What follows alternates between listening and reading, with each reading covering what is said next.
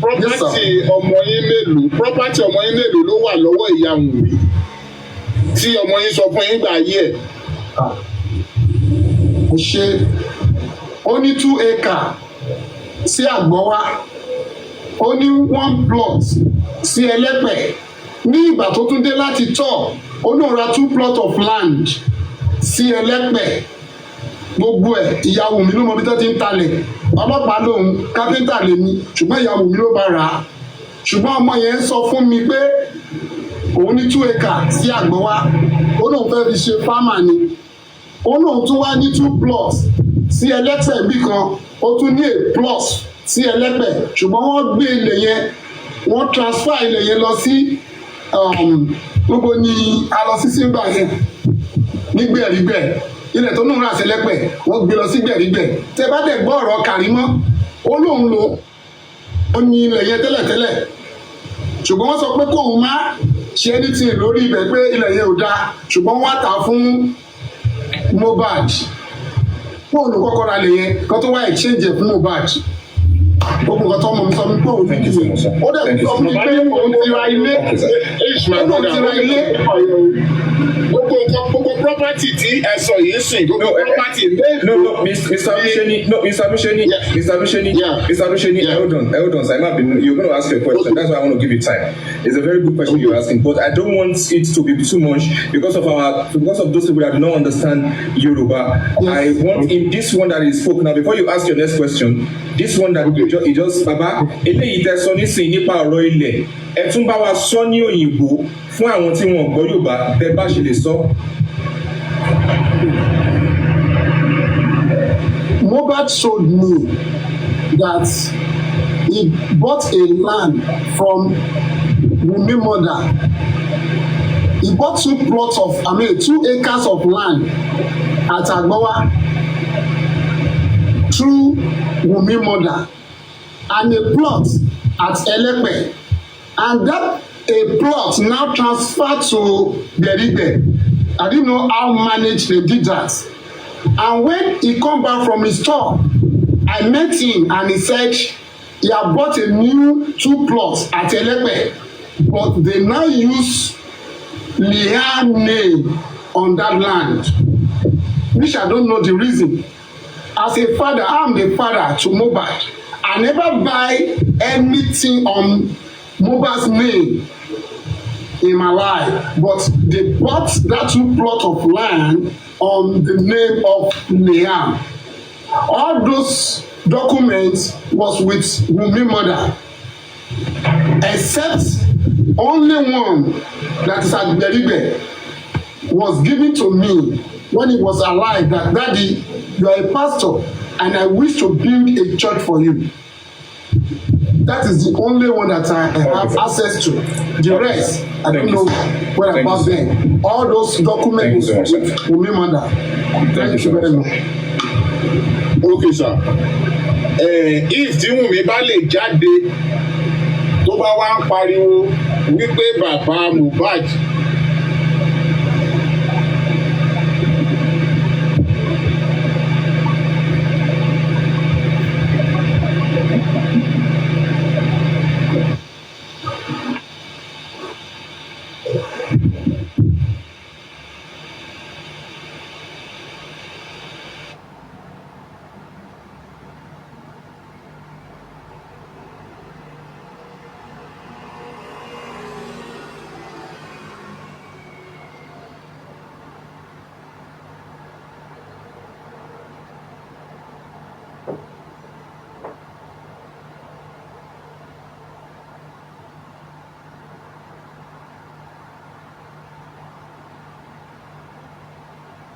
I want to say a big thank you to everybody who has participated in the program today.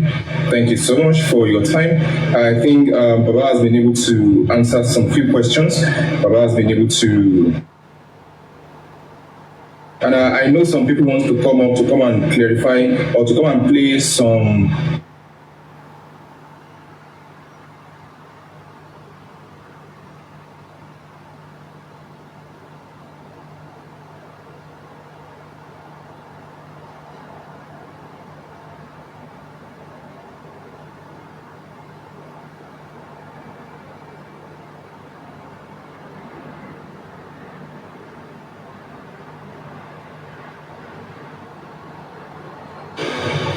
ohun tó ṣẹlẹ̀ ní February tí ẹ̀mí Ọlọ́run sọ fún mi ni pé ìyanu ṣẹlẹ̀ nínú ayé Joshua.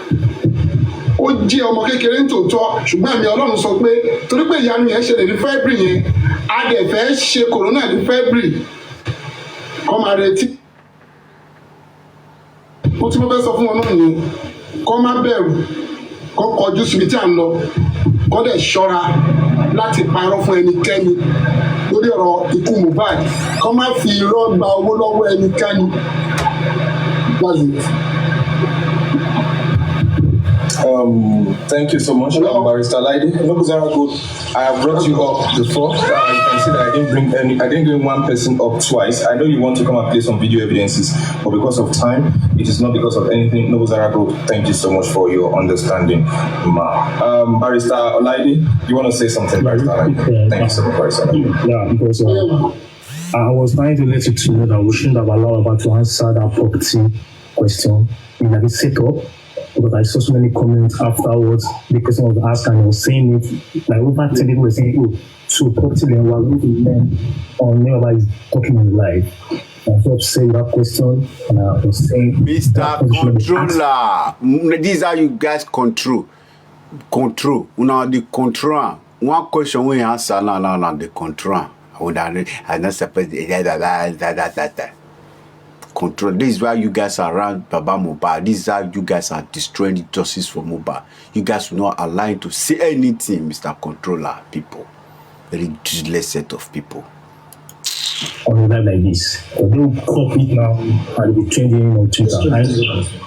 I'm just saying, Baba said this property thing for a very long time, and so it's a period. Anything anybody is saying, they're not saying nonsense as far as I'm concerned. Anything we're saying by saying property is crap. We're not going to answer such questions moving forward. Thank you. Okay, yeah, thank you so much, Barrister Olaide, for that one. Mr. Miwa, you want to say something? Mr. Miwa. Thank you so much, everybody, the whole world. The video come to an end. Let me end it there. But why would they play this video is because of where this foolish man said this case is homicide case. Homicide case, and Nigeria government made this case an homicide case, and they are not making the 15 people in the house suspect, and it's an homicide case. I don't know the lawyer in the house. I don't know whether am I correct.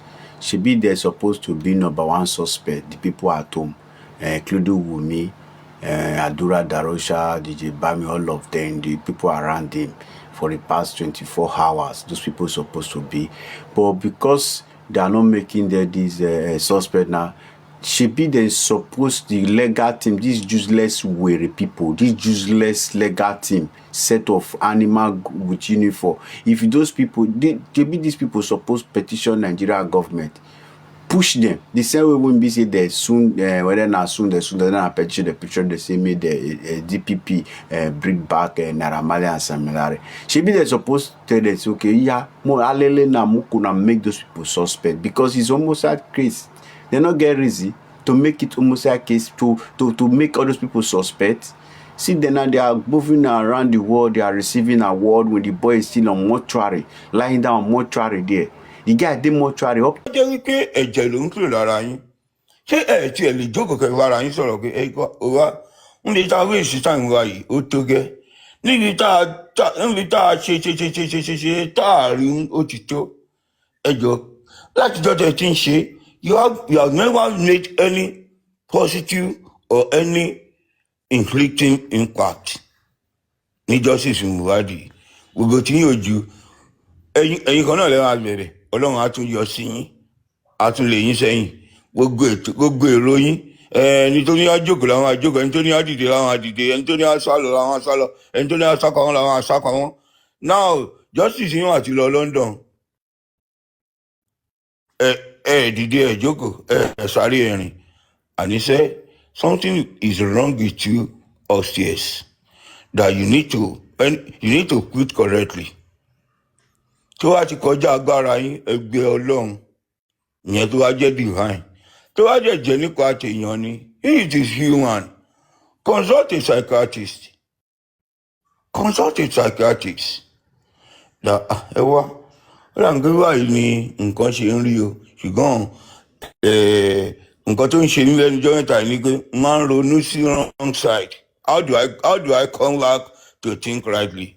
A psychiatrist will help you out and reshape or reposition your brain láti máa think correctly. Ẹ gbára yín sọ̀rọ̀. You can insult me, you can come for me, you can. Well, look, kò sí nǹkan tẹ́lẹ̀ fi wú mi. Kò sí ẹ̀wọ̀n máa gbu ni. Kò sí nǹkan tó lè ṣe lára mi. Màá tún máa fi yín rẹ́rìn ni. Màá fi yín pa aṣá yóò jù.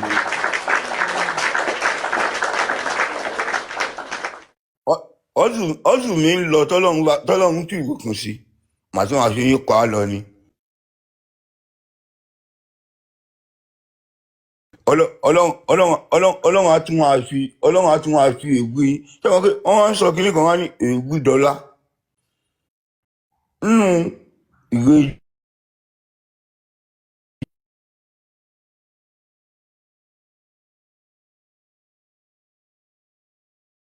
sorry jàre. Nínú ìwé Genesis, nígbà tí àwọn ẹ̀gbọ́n Joseph tí wọ́n rí Joseph, apology to non-Christians. Ọ̀rọ̀ Ọlọ́run ni mo gbójúlé. I don't have anything I rely upon except the word of God. Torí ẹ̀, my reference and my if I give instances mostly will come from the Bible. Nígbà tí àwọn ẹ̀gbọ́n ẹ̀, àwọn fámìlì ẹ̀ wọ́n kànlá, mẹ́wàá, àbúrò ẹ̀ wà nílé. Nígbà tí wọ́n dé, tójú wọn kan ojú tí wọ́n rí tó ti jẹ igbákejì ọba ní Egypt. Ó ní ẹ̀yin ro ibi sí mi, ṣùgbọ́n Ọlọ́run hàn sí rere.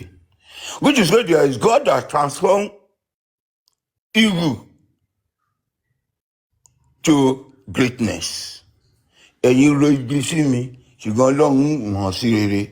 You all think of evil, but Ọlọ́run tó jù yín lọ, Ọlọ́run tó rí inú tó rí ọkàn, Ọlọ́run tó máa ń gbèjà olóòótọ́.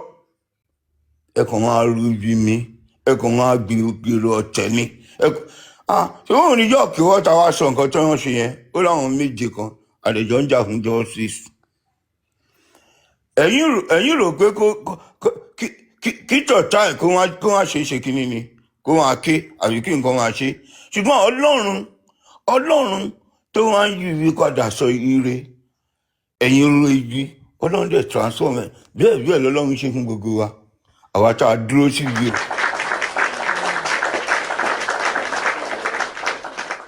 Àwa tá a dúró síbi òótọ́. Ẹ ń ro ibi Yorùbá, ṣùgbọ́n Ọlọ́run táwa ń sìn, ó ń sọ dire. Àwọn tó wà ní Nàìjíríà, bí Nàìjíríà ṣe le tó ń ṣe pẹ̀lú òótọ́ kò lè wọ́n o. Nítorí ẹ̀ lè rí wọn kán gbé ṣòro wọn wá gba yín o. Wọn ò lè sọ fún yín pé wọn rí school fees wọn san. Ẹni tó ń gbalé ò lè sọ pé òun owó lé ń san. Ẹni tó ń wa mọ́tò lè sọ pé mọ́tò ń gorí odó kẹjọ kínní kan. Ọlọ́run mọ̀ bó ṣe ń ṣe tó ń ṣe rẹ́gírẹ́gí fún wa.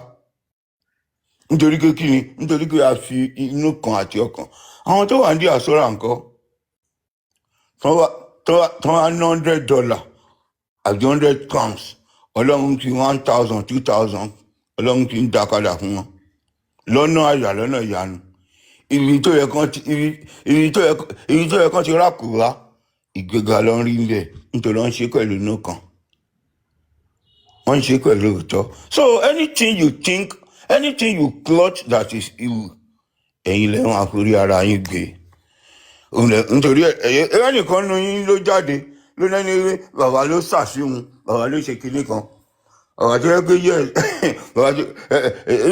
ìkan náà jáde lọ́dọ̀ láti ó ní ṣọ́ọ̀ṣì babaláwo ní ṣọ́ọ̀ṣì bàbá. Ẹ jọ̀ọ́ torí Ọlọ́run tí wọ́n wá ń padà sórí yín kò ń ṣàlùwọ̀dì ló ṣe. Èrò yín àti iṣẹ́ ọwọ́ yín ló ń ta padà wá bá yín. Mo rántí wọn sí mi. Wọ́n gbógun ìyá àdúrà ni kinní kan. Ìgbà tó yá wọ́n ní wọ́n àyẹn àjẹ́ ni o. Who will turn you to àjẹ́ àtolóògùn nígbà tó wá lé ẹ tán wà ń ẹ? òun ló ń sọ lórí bàbá yẹn olóògùn ni ó ń ṣàṣìhun ó ń ṣe kíní kan síhun ó ń ṣe ká kan síhun ẹjọ ogun ó ní bàbá ṣé bàbá tó ń wá justice ọ̀hún ẹ̀ ṣé ó ráyè àti wọn àtọjú wọlé pé kíní kan tí àwa ṣáájú ni má ṣe sọ wọn ò ní sọ fún pé kó lọ rú ọmọ yẹn kó tó ro lẹ́sẹ̀kẹsẹ̀ ẹ̀wọ̀n yẹn tó ti pè ẹ̀wọ̀n yẹn tó ti pè ẹ̀wọ̀n yẹn ìjókòó tó ti jókòó pé ṣé òun Èkìtì lẹ pera yín ẹ tẹsẹ̀ lẹgọọ a ní ẹwà ológun ni olúwa ológun ni olúwa àṣà bàbá yẹn nìyẹn ológun ni olúwa òun àṣẹgun yìí ṣebí kérúbù ìṣègùn kan kérúbù bàbá òun ṣe kérúbù ní ájò ẹ lọ bèrè kérúbù ayọ̀ ni o ó yàtọ̀ sí àwọn kérúbù aláṣọ pupa aláṣọ dúdú kérúbù ayọ̀ ni ló ń lọ ọ̀hún sì kan ọ̀hún ti dúdú wọn funfun ọ̀hún sì kan wọn kan ọ̀hún tán àgbẹ̀là gan ayọ̀ ni ọ̀hún tán àgbẹ̀là pupa tán wíìlù tán rẹ́ẹ̀dì lọ kínní so tí èrò yín tàbí iṣẹ́ ibi tẹ wá gbé kalẹ̀ tó wá ń dà léyìn lórí èèyàn kan ló ń ṣe yín o ẹ̀san nǹkan tẹ́ ẹ ṣe òun lọ́lọ́run san fún yín o ó ní wọ́n á lé wa wọn ní wá wa wọ́n á lé wa lọ́nà kan wọ́n á sá lọ́nà méje torí òun níwà wa tí ò gba gbẹ̀rẹ́ òun la bí àwọn tó gbà ní ọlọ́run wà. So I will advise you that you desist from that act of wickedness. Leave your wicked ways. Ẹ fi iṣẹ́ ibi ìròbìn kẹ sílẹ̀. Ẹ wú mi, ẹ sọ̀rọ̀ sí mi, a fi ń ṣeré ni. Àwọn máa ń gbìyànjú oúnjẹ ló jẹ́ fáwa, àwọn máa ń jẹ wáyé ni. Òun la fi ń jẹun ńgbà tá à ń dàgbà. Èébú ni, ìyẹn ò sọ wá dọ̀tá. Bẹ́ẹ̀ pé wọ́n gbé ẹni tó sọ wọn nù. Thank you so much. Nikki Kitchen, thank you for the gift. So, to round it up, I will say, ẹ̀yin tẹ́ ń bínú bàbá, kó má jẹ́ pé àsìkò tẹ́ wà yẹn wọn á bínú kú. Nítorí Monday ni birthday bàbá. Àwọn èèyàn tó ti sọ pé jẹ́ bàbá ọjọ́ ìbí. Thank you so much. God bless you. Bàbá yẹn, Thank you, Nikki. ó sọ nǹkan kan fún mi lẹ́nu ọjọ́ mẹ́ta yìí. Bàbá yẹn sọ nǹkan kan fún mi lẹ́nu ọjọ́ mẹ́ta yìí. Okay, Nini's Kitchen. Ó ní birthday òun dẹ̀ ń bọ̀ ó ní birthday òun di next week. Ó ní táìmù yìí ni mo mí sí ìlérí olúwa jù. Ó ní tó wá ó ní every morning ọjọ́ birthday òun kọ́ wọn àtẹ̀wó sí òun ni. Oh, ìlérí ẹ ṣé gan-an, God bless. Ó ní ọmọ yẹn ọmọ nǹkan wọn àtẹ̀wó sí òun ni. Àárọ̀ ọjọ́ birthday ó ní ọ̀tọ̀ ni ó máa wá kó àwọn èèyàn wá gbá òun nílé wọn á dáná wọn máa bá òun ṣeré. Ó ní Monday next week ni ó ní ẹjọ́ ó ní ta ló fẹ́ wá. Ó ní kí ló fẹ́ ṣé mo rí ìlérí olúwa wọn. Ó ní mi rí wọn náà. Ó ń dùn tó jẹ́ pé ó ń fi ìtara ó fi ń sọ fún mi. Olóhùn àtẹ̀wò ní ṣá. Àárọ̀ tó ń wá wá jí gbàngàn lòun àgbọ̀. Inú àkàn rẹ̀ ni. Ó ní ibi tóun ti ń ṣe kinní kan tóun ti ń rìn kiri tóun ti ṣe kinní. Ó ní a ti dé ní gbàùn. Wọ́n á ti ra nǹkan tó fẹ́ ṣe wọ́n á ti ra orí wọ́n á ti ṣe kinní. Àwọn èèyàn dání. Wọ́n á ti sáré dáná wọ́n á ti tó ṣí àwọn á ti jókòó. Wọ́n á gbá àwọn ìṣeré ń jọ yẹn. Inú àkàn inú àwọn àdùn ọmọ yẹn òun lẹ́yìn wá nítorí ẹ̀wọ̀n àgùn àlórí yín òkè kẹ́rì ẹlòmíì ìgbọ̀nra rẹ̀ ló máa kọ́ bá rẹ̀ nígbà ètò ogun sí láìpẹ́ nítorí pé ibi tó wá ti yẹ kó káàánú tó rà káàánú ọlọ́run á ṣe nǹkan táyé wọn àfi káàánú ẹ̀ ibi tó wá yẹ kó máyàn dárò tó rà dárò ọlọ́run á ṣe nǹkan tí ayé wọn àfi bá ẹ dárò ọlọ́run á ṣe fún ẹ ẹni tó sọ wọn nù kò sí nǹkan tó lè ṣe ṣe bẹ́yàn ni bàbá Wigwe access bank tó kú ṣé tà ìjẹun rí ni tàbí tà ìdókò lọ́wọ́ bàbá yẹn the one is over 80 now ó dẹ̀ jókòó ó ní òun fẹ́ jogún ọ̀run ó fi ọlọ́pàá mú àwọn àbúrò yẹn tó jẹ́ ọmọ tiẹ̀ ó arrest wọn àwọn tó jẹ́ ọmọ yẹn ó sọ fún wọn pé rárá wọn lẹ́nu ń bẹ̀ ọmọ ni o eléyìí ò ṣe pé ẹjọ́ ṣe DNA ká tó mọ̀ àwọn confam ọmọ ẹ̀ oríṣiríṣi ni tí wọ́n wà wùwádìí ò ṣe wùwádìí nígbà tó wọn yẹn kú kò wọnú ilé yẹn lọ láti ìjọ tó wọn yẹn ti ṣaláìsí kò ṣẹ̀ṣẹ̀ tẹ̀lé rí mọ́ ó ti gbà tí wọ́n jókòó mẹ́ẹ̀ tó ń dáná tálejò ń wá tí sẹ́nitọ̀ ń wá tí kò ní wọ́n wá bàbá yẹn ò tẹ̀lé rí náà kí lè wá ń sọ ẹjọ́ ṣe rí táwa ní káwọn àdálẹ̀ táwa ń sọ sí níṣẹ́ la tún bá yín wá ogun sínú ayé yín ni dèwọ́n táwa ń ṣe lójú inú àwọn agbé ọlọ́run á lè àwọn apẹ ogun sínú ayé yín ni ó yọjà kẹsítọ ẹrù strategize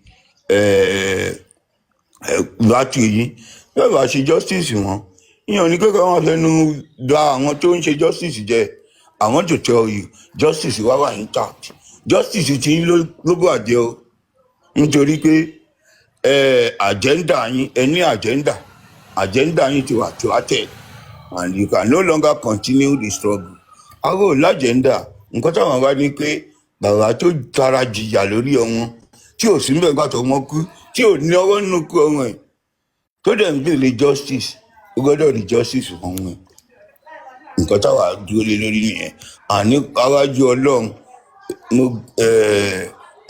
ọlọ́run ọlọ́jọ́ èlé ẹ̀yìn tó gbogbo àwa táwọn fi tọkàntọkàn wá justice fún wọn yìí láì without fear of favour without any tá a fẹ́ gèlè ọlọ́run ò ní jẹ́ àwa náà à ní sunkún wọn ọlọ́run ò ní jẹ́ ká pàdánù wọn gbogbo wa pátápátá táwọn fi tọkàntọkàn ṣe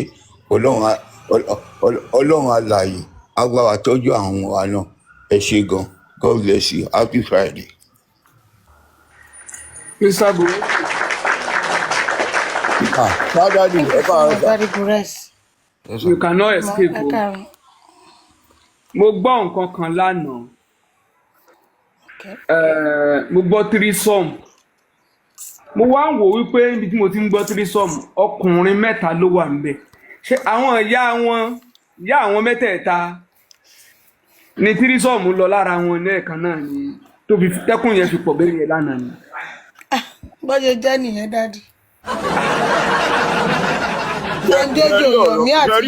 ọ̀rọ̀ wọn dàbí ọ̀rọ̀ wèrè tó ń fún lábẹ́rẹ́ wọ́n wá ti fún wọn lábẹ́rẹ́ yẹn ẹ̀wọ̀n pé periodically ni wèrè wá ń gba abẹ́rẹ́ táwọn ti fún wọn lábẹ́rẹ́ yẹn torí mo gbọ́ tó ṣẹlẹ̀ lánàá yẹn ó ti lé lọ́dún kan. bóyá àwọn ìyá wọn ṣe conference call làwọn ọmọ náà fi ń ṣe conference show pé threesome o bó ṣe rí lára àwọn rèé o ẹ̀yin ọmọ wa ẹ gbà wá o bóyá ni ló fa gbogbo ẹkún tàná yẹn mo tún gbọ́ nǹkan kan Mr. Guresi wọ́n ní pé Mr. Guresi máa ń mọtí gan èmi ò wá rí pé ibi tí Mr. Guresi ti mọtí wọ́n ṣe after me rí èèyàn tó mọtí tí ò sọpọlọ nù wọ́n tó ló ń kọ̀ǹtúrò bàbá ṣé ọlọ́tí ó tún lọ́pọlọ àti máa kọ̀ǹtúrò ẹni tí ò mọtí. ọtí wo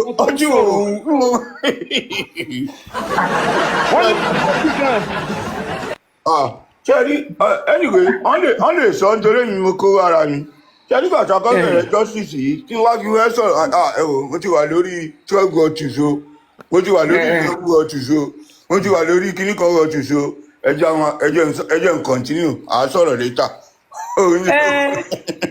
ṣẹ́rí ìgbà tó ọmọ pọ́pọ́lọ lèèyàn fi ń gbọ́rọ̀ kalẹ̀ nígbà téèyàn léèyàn kan ọlọ́tí ni lábẹ́ tó lò ló ń control bàbá àdẹ̀rí bí tẹ́ni yẹn ti demonstrate pé àríbi tí Mr. Guresi ti gbọ́ pọlọ sẹ́gbẹ̀ẹ́ kan rí níbi tán ti ń sọ̀rọ̀ nígbà tó jẹ́ pé àwọn dẹ̀ ní àwọn táwọn mú ọtí náà pé say after me I say after you my pass is my pass my pass is my pass.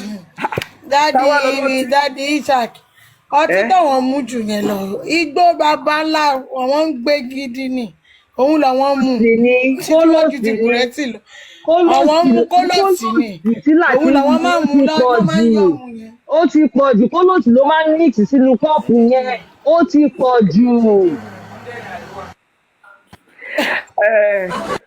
Mr. Guresi ṣe ń gbọ́ mi. ń gbọ́dọ̀ ìyàtọ̀ ló ń hítà rí o. tẹ́rí à ń wá evidence ó yàtọ̀ sí àti rí evidence. ṣe rí àwọn èèyàn ń try àti mix up issue of DNA à ń wá evidence fún homicide látara DNA ni torí pé outcome of that DNA may point at a motive.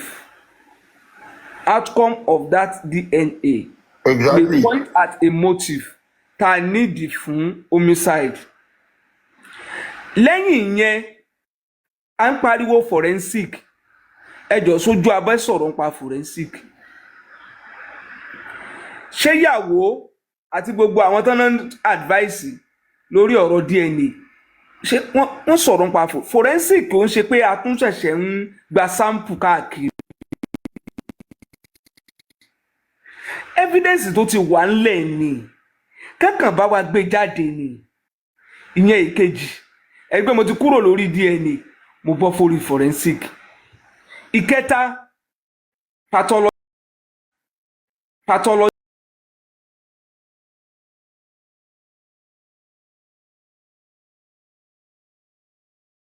Hold on. Mohbad is a public figure, but death is a family affair.